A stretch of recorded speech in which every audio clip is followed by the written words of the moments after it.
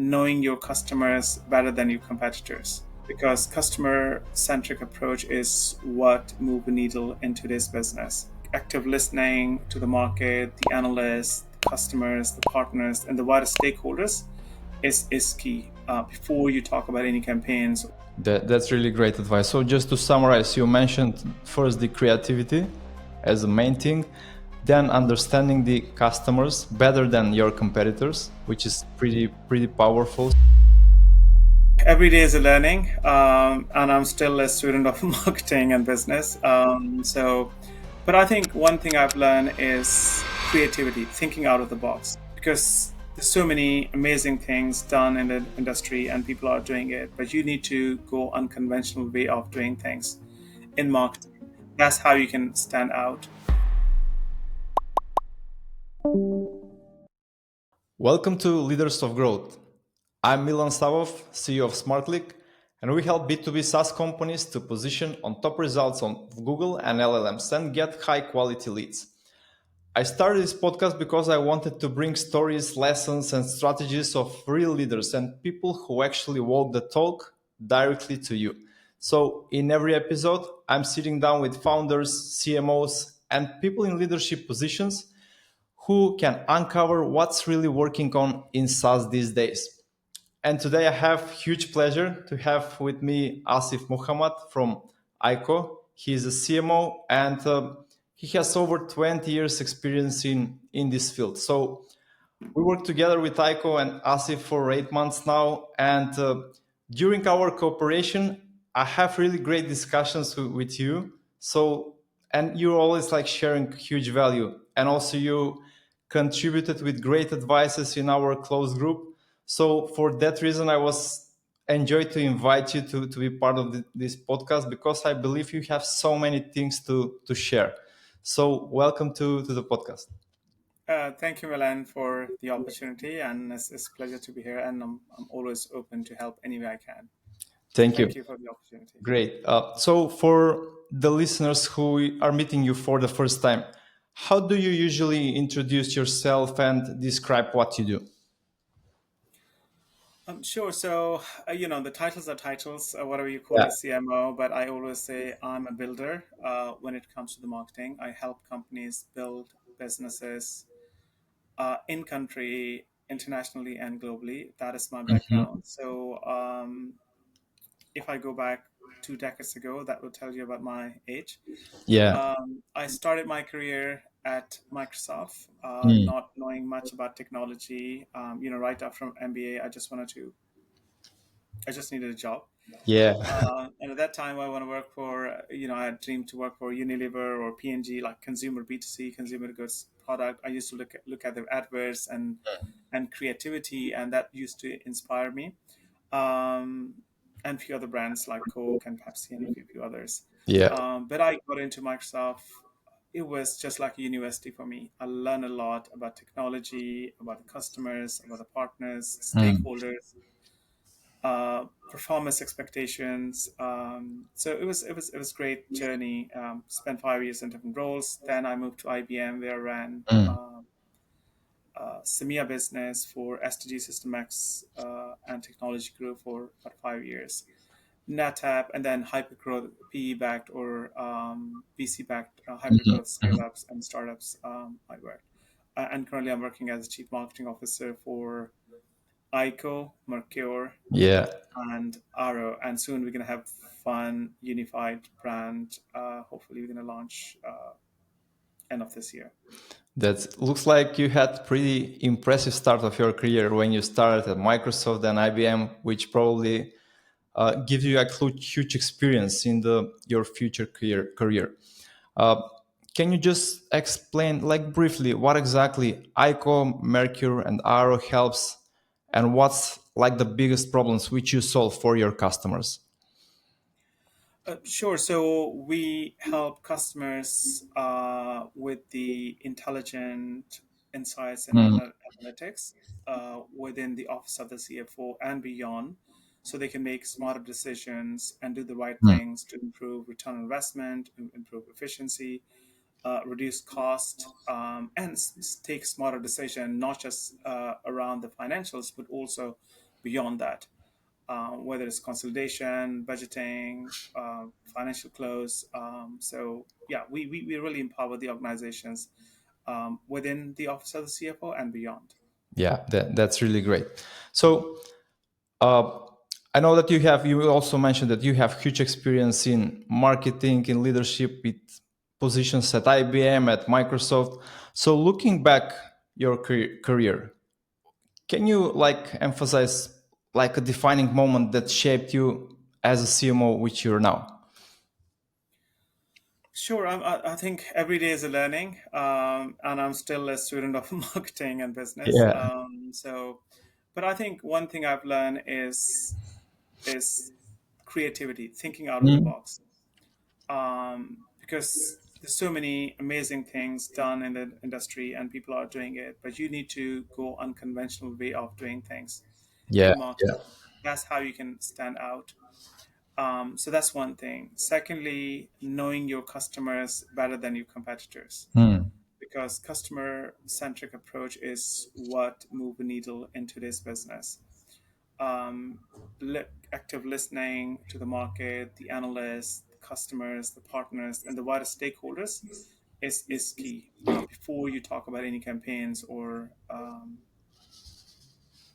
whether it's digital, offline, events, whatever you call it. Mm. Understanding your customers. And when I talk about the customers, customers are not just the external customers, but also you have internal customers. You work with sales, you work with Yeah. product Yeah. management, you work with finance, and understand how you can really empower them and Mm. help them and create value for what they do on day-to-day basis. And then the external customers, and then third thing is the evolution of technology.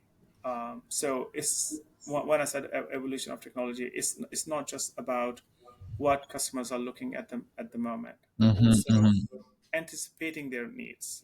Mm. So, what are they looking for today, tomorrow, and day after? Meaning short term, near term, and long term. So, understanding, anticipating that, then working with your internal customers, meaning product management, sales, partnership team, and other cross function teams to make sure that we are looking ahead, not just today, but also Yeah. Yeah. tomorrow and day after. I think that three, four things are very important. And then from the marketing perspective, there is no one size fits all when it Mm. comes to the international or global marketing. Yeah. Yeah. Like you have an example of North America, slightly different. One size fits all could work there, but take an example of Asia Pacific.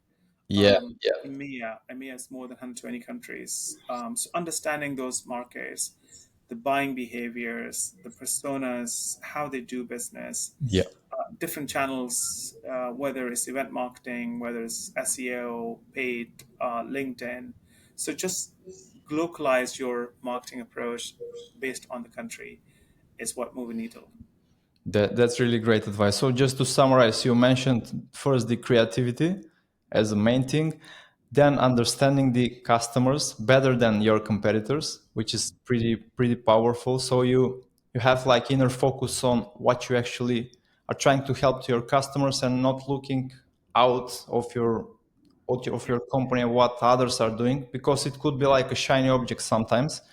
And then you have to listening to your customers even much better and try to follow their evolution of the technology, so you understand their short-term goals, mid-term, but also the long-term. That's really great. So uh, you went through a lot of phases in one company, and every phase has like its own challenges, pressures. Can you point out what were like the biggest challenges you faced as a CMO at different stages of the companies? Maybe you can take one or two phases and then try to give us how did you overcome them as a challenges? Sure. So I've been very fortunate to work for an amazing, large, blue chip companies like Mm, Microsoft, IBM, NetApp, but also hyper growth scale up. yeah, So I think I'll like to give an example of UiPath. UiPath is robotic process automation and AI company. It's one of the fastest growing company, or yeah, we have experience, or market has experience or seen. Um, so I think the biggest challenge you could have is changing priorities if you're hyper growth. Because I'll give an example. When I used to work with my manager and think about the long term strategy, and yes, say focus on next 3 months, because things gonna change very very quickly. So in hyper growth startups or scale ups, things grow very very quickly, and staying focused It's and look at the short-term priorities is very very important. Long-term is important. You got to have strategy, but things change very very quickly. so, So you got to stay focused, number one.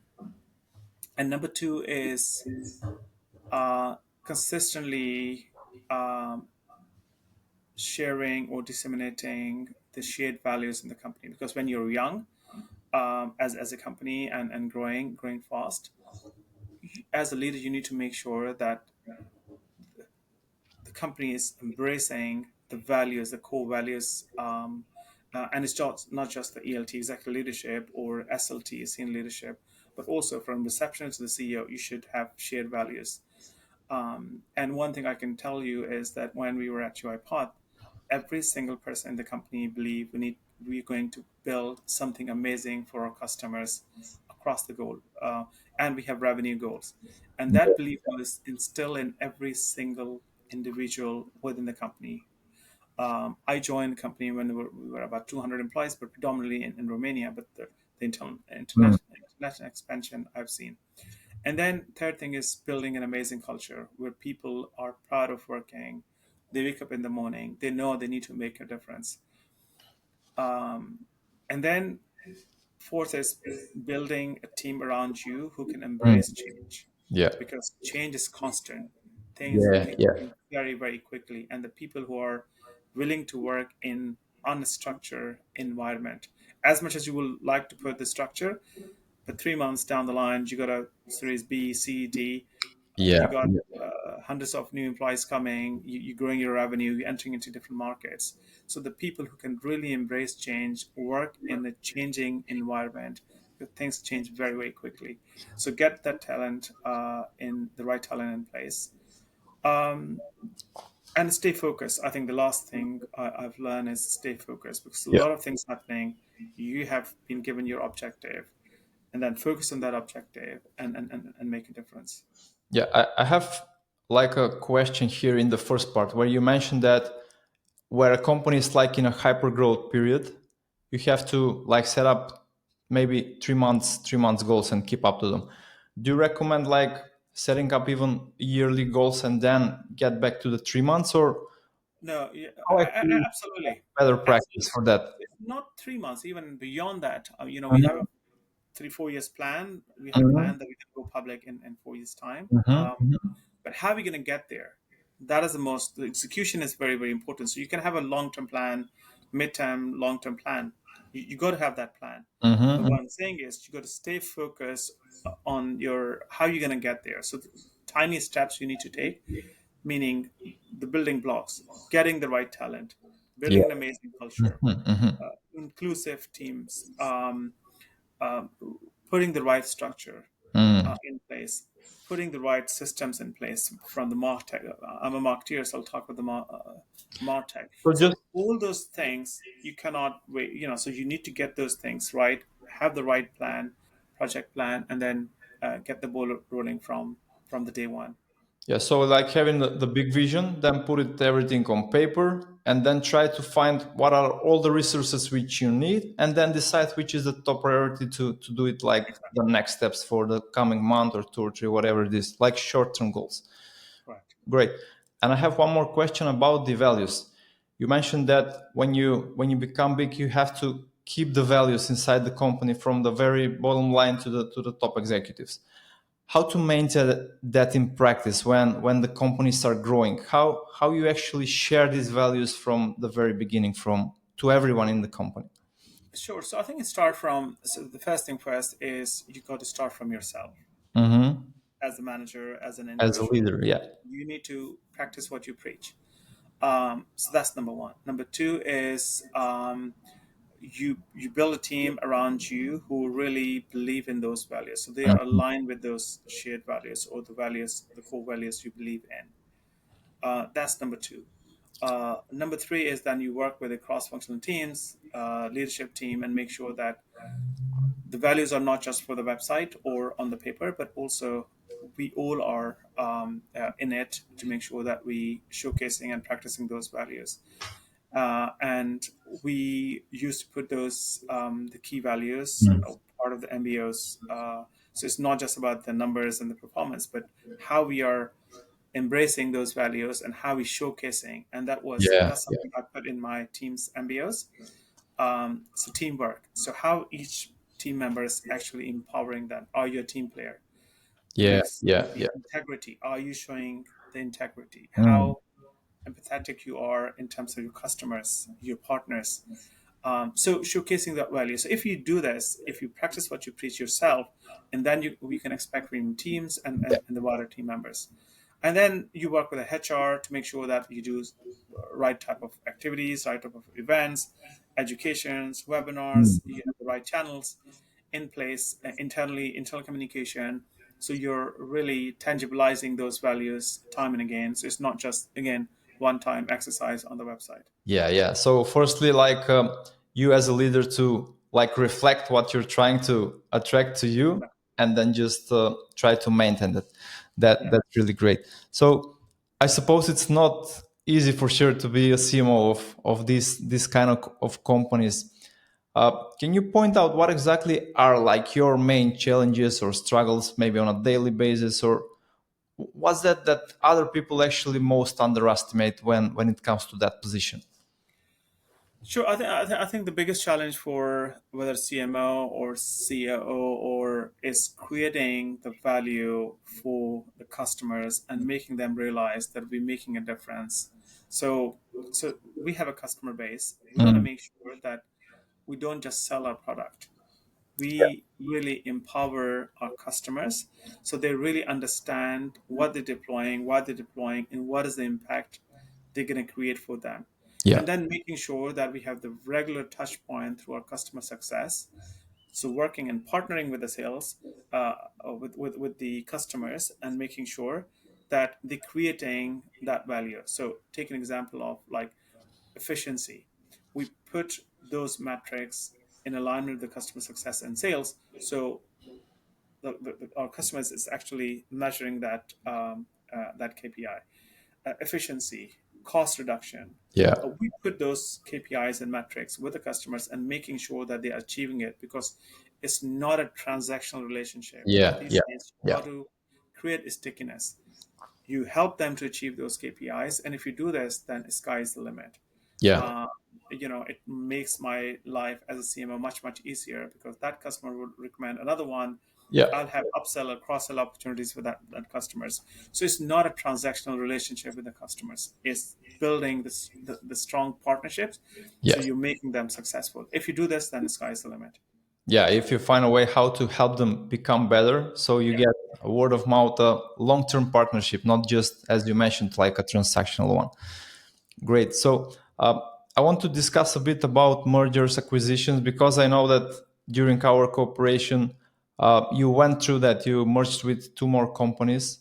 How actually you as a CMO are included in that process? What's your role in merging? Or maybe what's the biggest challenge in aligning that brands, teams, and everything which happens during a merger? Sure. So first thing first is our long-term vision. We have a 5 years plan Hmm. Hmm. and vision, and where we're gonna go from here onward. How are we gonna get there? Okay, what are the product opportunities we have within Hmm. Hmm. our ecosystem or technology system, and how we can serve the office of the CFO better than Mm. competitors. And then finding out and building partnerships internally and with our private investment company to make sure that we're looking into those M&As. So Yeah. understanding that, one. Secondly, be part of the committee when we talk about a particular acquisition or M&A, and then take part and make sure that I add value from Yeah. my based on my experience, whether or not it's the right acquisition for us, whether it's going to help our GTM plan, or whether it's going to help our customers. So building the right intelligence Mm. around that from the marketing perspective. Then we have sales Yeah. and products. That's number two. Number three is the most important one is once you acquire a company or merger is done, then work on three parts. People. So, people, different companies have different cultures, different skill set, and look at, okay, what you need and how they fit within the team. So the people part. Second one is the culture. When we talk about the culture, so Yeah. making sure that you're consistent in terms of culture and the people are embracing the cultures, and it's not just marketing responsibility, it's a Yeah. responsibility for Everything. everyone Yeah. within the team, including the HR. That's two. Then the processes is another thing, so building and making sure that the right processes are created and then also disseminated across different companies. If you acquire one, two, three, four, whatever number of companies, so people really understand the new process. Um, Third thing is the systems. So take an example of MarTech. There are a lot of technologies and solutions Mm. available within marketing. So one company could be using HubSpot CRM, other could Yeah. be Yeah. Sugar CRM or Upsell or Microsoft, Salesforce, you name it. So consolidating and making sure that, again, once you have the right processes, you got the right systems in place. So looking into this and making sure that you're getting everyone on the bus, Yeah. Yeah. and have the shared values, and every members in the team is really understand how we can really empower the customers, what value we can create. So if you do this, then I think you can hit the ball Yeah. running very, very quickly. Yeah, exactly. So if I understand you well, firstly, you as a CMO are trying just to make better decision. Is this company actually fits within your vision for scaling? Is it go to market or the rest of the company? And then you emphasized a lot the culture and the values, which is again a challenge how to now translate these values to the people who are not in the company and are coming in bigger number right now, and then Exactly. align them in the teams with processes, with tools, with everything else. Looks like pretty like good challenges to be solved. It is indeed. It's a good challenge, and there's constant change management required. And Yeah, of course, not just my part, but my team, sales, marketing, yeah, yeah. HR, cross-functional teams. It's a constant change management you need to do. Is there like any big lesson which you have out of this merger, which maybe if you have another merger in the future, you will use it as a Um, yeah, I mean, it's every day is a learning. Speed and agility is key. And when you have different companies, the pace is different in different companies, and not just companies, but also the countries. Mm, As I said, EMEA or Europe is not one size fits all. So the work ethics and the work ethics and the way people do business is very different in different countries. So embracing and localizing or localizing your approach to those countries is very, very important, because it's yeah. not just they need to embrace our values. We need to be empathetic Mm, about them, because they spend 30, 20, whatever number of years. yeah, Some yeah, companies we acquire are 50 years. So we really need to understand their values and make yeah, sure yeah, where yeah, is the yeah. common ground. Um, But again, and from the very beginning, it when comes you as a mentioned journey. vision, if you notice that there is like this balance in the values, probably you would not even enter into a merger with someone who shared really different values from what you have Exactly. now. Exactly. Yeah, Yeah. So this is a constant localization, I call it.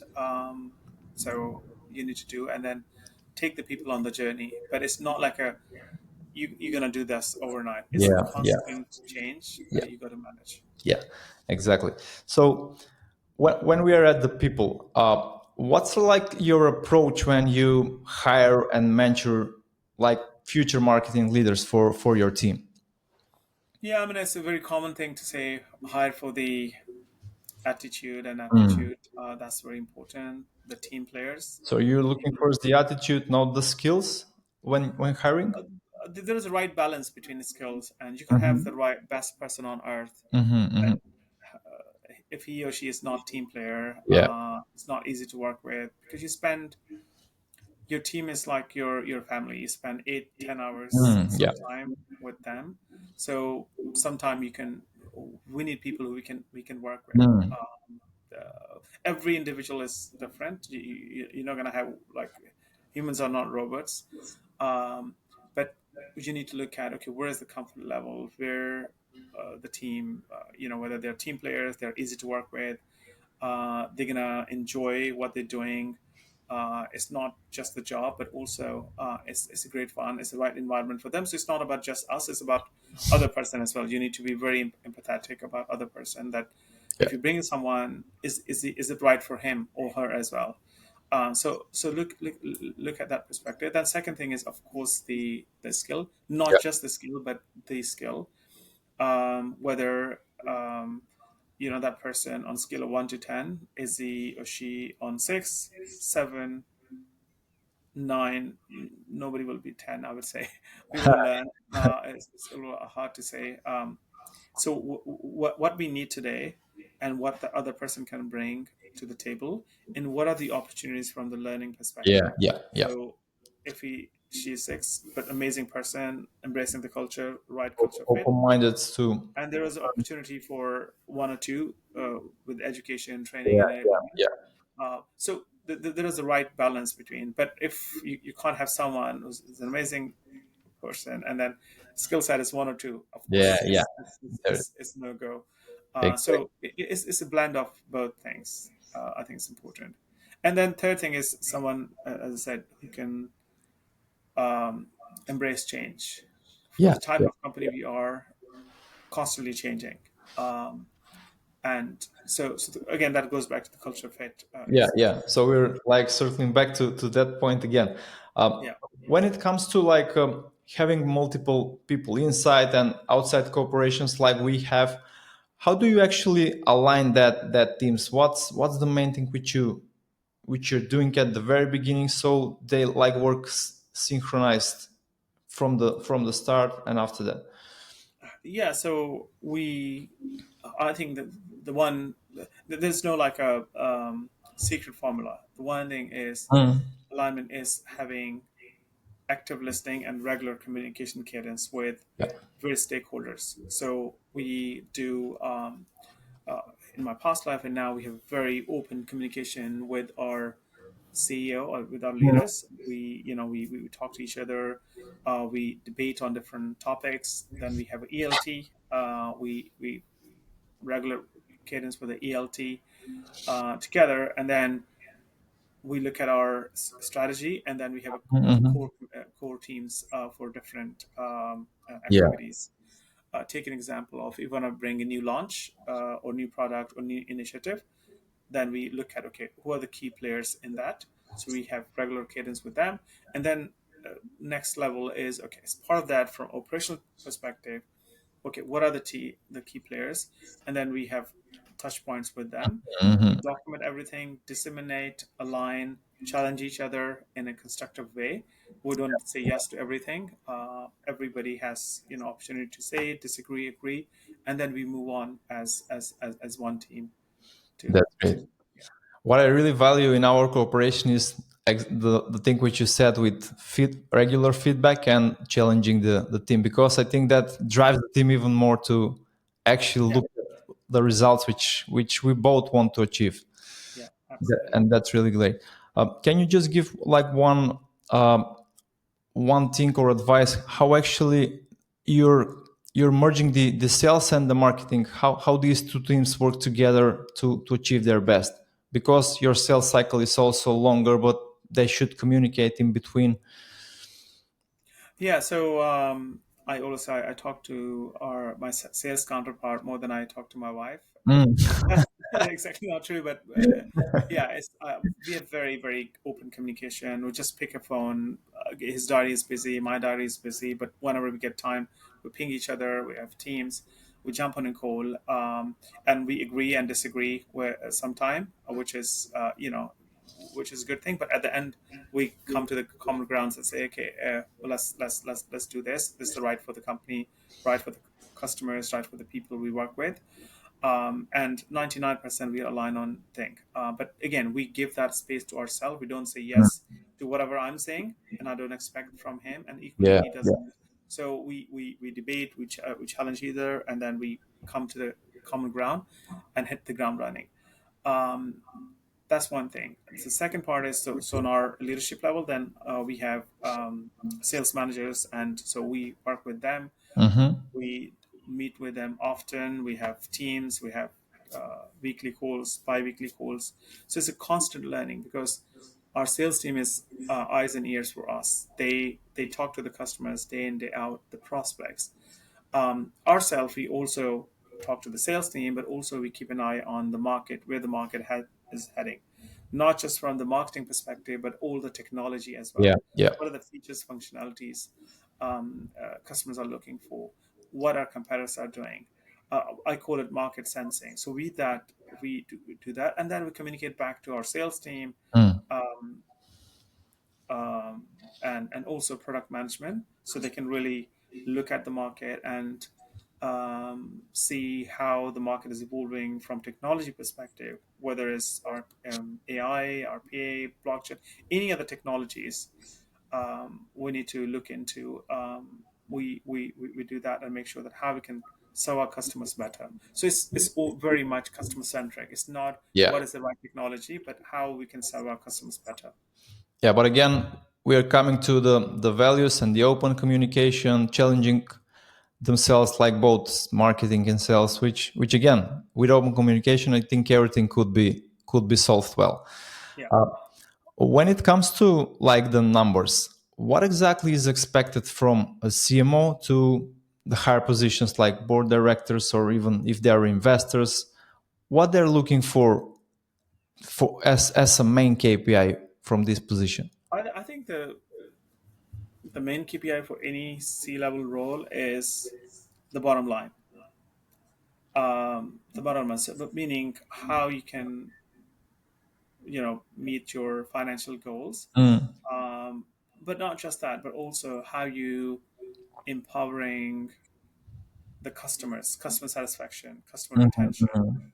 Um, that's two. Number three is the wider community. So we talk about revenue and all those things, Mhm, but mhm. you as a citizen, you have responsibility to make a difference in the society. So, what are the Yeah, good things we're doing for the society? yeah. I think there's three things. So, like, take an example of sustainability. Mm. Um, uh, I think there are three key objectives from the leadership. So revenue, financial goals. You want to grow. You're Yeah, going to build amazing products, so you need to invest. So you need to meet those targets. Um, the people, making sure that yeah, you're looking out for the well-being of the team members, then the overall society from sustainability perspective. So how are we really making a difference? And then fourth thing is the customer satisfaction. yeah, We yeah. want to make sure that our customers are successful. They're Mm. getting what they need, because they have to invest in our product, and we ensure that they get return investment for from our And product. And by now, do you have like I think you had, but maybe you can give us some example. Do you have some situation where actually some of the board or executive position expected like unrealistic growth goals, and how did you handle that? um, unrealistic. I mean, expectations are expectations. So my expectations could be very different to yours and others. But I think from our, I mean, where I am, I think we have very realistic Mm. expectations, That's nice. active listening from both sides, and we come together in terms of, okay, what are financial objectives are, Yeah, what is revenue objectives, what is our customer satisfaction, retention level mm, targets, and so we work as a as close partnership with our board. So pretty much aligned. that's great. That's great. We're moving to the end of this podcast. By now, I'm pretty satisfied with the conversation, with everything which you shared. So, looking forward at SaaS marketing in the probably next 12 months, do you see any trends which other CMOs like should be aware, should follow, and need to prepare better for the coming period? Yeah. So AI. I mean, you're an AI, yeah. SEO, and How you do you have see seen the how AI changing? AI is changing the way Google algorithms are working, and so a lot of things are changing. And Yeah, keeping an eye um, on AI, and not just AI, but also having the not just CMO, whether it's CRO or CHRO or you name any leadership or digital maturity. So you got to yeah, yeah, understand what are the digital technologies available in the market and shaping the market moving forward, whether it's blockchain, RPA, AI, agentic AI, companies like Microsoft, Google, or yeah, yeah, UiPath talking about agentic AI. So keeping an eye on those technologies and see how you can really understand those and how that those technologies will shape and mm, help the customers better than yesterday. yeah, And then put that into your overall plan, embrace that, and then yeah, yeah. you know go with the market. So embracing the change is probably one of the most important things. So we can adapt to these new tools and just leverage their what they're providing Yeah, to us to become better. yeah. Great, great. So do you have anything else which we maybe missed in the conversation that you want to share with, or any other advice to future CMO leaders? I think one advice would be stay focused, and tangibilize the value you're creating within the company. Because what happens is we do a lot of great things, and what I'm not saying it depends on the leadership. Look into is the bottom line. But before you get to the bottom line, you need to have the right processes, input. You need to have the right structure in order to achieve that. So stay focused, tangibilize that, do the market sensing, understand what market. And when I talk about the market sensing, it's not just about the technology, but Yeah, also the customer trends. And then active listener is very, very important. yeah, And active listening is to your peers, your team members, your partners, your customers. If you do this, then you know where you stand, what the reality is, and what else you can do to make sure that you're really making a difference in across the stakeholders' lives. yeah, yeah. I think active listening is maybe becoming one of the most important things in the world, because people are trying to find someone who can understand them. And when you do that, they're opening even more, they're sharing more. So it's, as a leader, you have to find a way how to see that feedback and why, what are they actually providing you to become better, to lead people, to help customers and so on. Absolutely. That's great, Asif. So thank you again to be part of this episode. I really enjoyed in the conversation. And do you have any maybe final words so we can wrap this out? Yeah, so thank you very much for the opportunity. It's a pleasure to work with you, Milan. Again, as a person, as an individual, as a leader, we always jump on a call whenever we need Yeah. something. I know you're busy. Often I'm busy. Yeah. So thank you for the opportunity, and if I can be of any help, I would love to. Uh, Thank you. Thank Let you. me know. So that's it for today's episode of Leaders of Growth. Thank you for your story again, and I will leave your contact details in description. So if anyone wants to reach out to find out more about Aico, Mercur, and AARO, Sure. after that will be like a new brand. But feel free to reach out and discover more. If you enjoyed in this episode, just follow the podcast so you don't miss any future conversations with SaaS and IT growth leaders. So this podcast is powered by SmartLeak, the growth partner for B2B SaaS companies looking to scale their organic leads. I'm your host, Milan Savov. So until next time, keep leading, keep scaling, keep growing. See you soon. Bye bye.